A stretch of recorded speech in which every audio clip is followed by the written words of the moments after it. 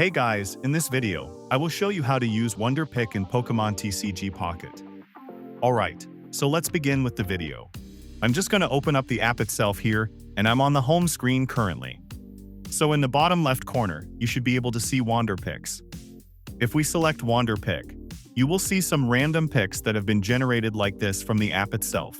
And if we scroll down, you will see people here and their cards. Now what you can do, if you like any of the cards that are being displayed here.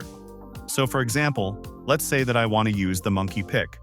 So if I click on this person or this picks option, I can click on OK, and it's going to take 2 of my currency here for Wander Pick.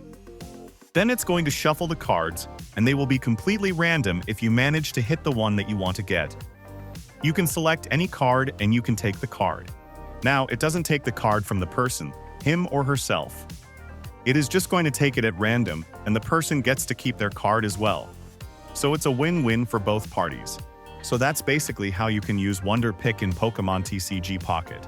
So that's all for this video. Consider subscribing if you find it helpful. And I'll catch you in the next one. Thanks.